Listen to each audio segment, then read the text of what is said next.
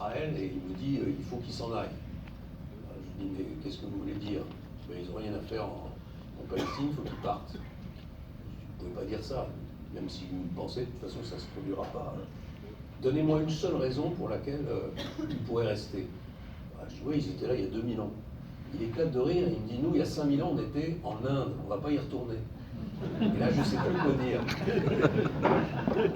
Et donc, je rassemble toutes mes forces pour trouver une réponse et je dis, bah, c'est ça, continuez comme ça. Mettez les chrétiens dehors, mettez les juifs dehors, et vous ne croyez pas qu'un jour les Européens voudront mettre les musulmans dehors. Il y a eu un peu de silence.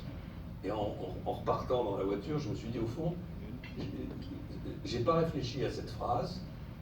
Elle est brutale, elle est provocatrice, mais c'est la vérité. C'est-à-dire que si on laisse monter l'intolérance, elle fait naître de l'intolérance en face.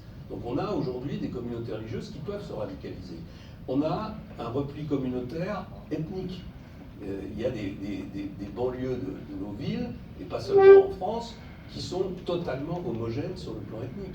Et où le mode de vie n'est plus celui du pays dans lequel se trouve ce quartier. Ce qui s'est passé en France avec l'infiltration de la préfecture de police de Paris, est-ce qu'il est le reflet pour vous d'une évolution qui continue, qui va continuer? Bien sûr, c'est une évolution qui n'a jamais cessé de s'arrêter. Et ce qui est terrible dans le système politico-médiatique occidental, c'est qu'on braque les projecteurs sur un sujet quand il est chaud, qu'il y a un attentat, pendant 15 jours, 3 semaines, 1 mois, etc. Puis ensuite on oublie. Et on passe à autre chose et on fait comme si le sujet n'existait plus. Mais en réalité, la montée de ce que moi j'appelle le totalitarisme islamique, je ne veux pas parler de terrorisme, parce que le terrorisme, c'est juste un instrument, c'est un mode d'action, le terrorisme.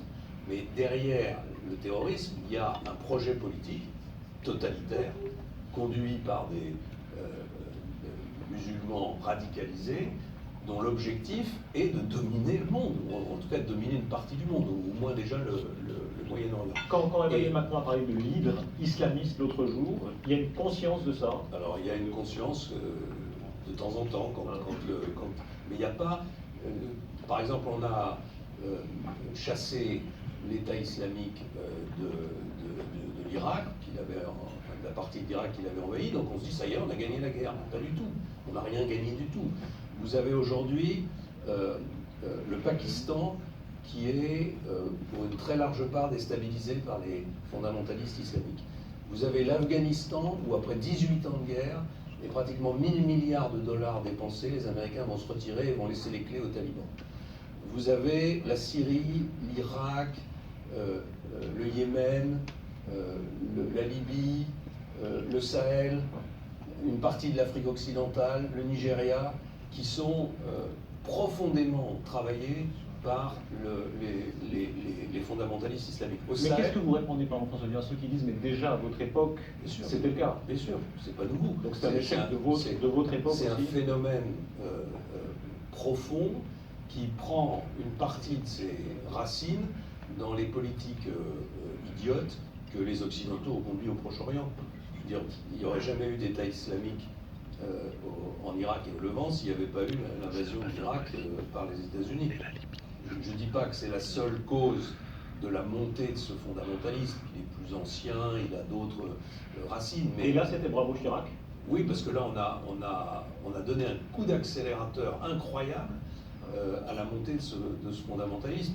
De la même façon, je sais que j'ai été beaucoup critiqué pour ça, mais j'ai toujours dit qu'il ne fallait pas rompre le dialogue avec la Syrie et avec le président Bachar el-Assad, quel que soit par ailleurs son comportement, simplement parce que le jour où vous faites sauter le régime syrien, vous laissez le champ libre à tous les fondamentalistes. C'est ce qui s'est passé en Syrie, c'est ce qui s'est passé en Libye, où on a fait une erreur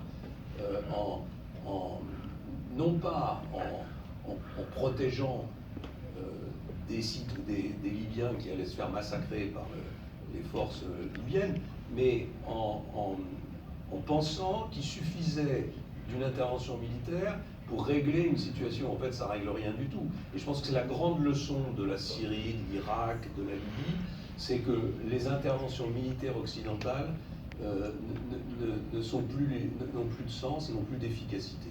Voilà, elles se retournent même contre nos propres objectifs. C'est frappant.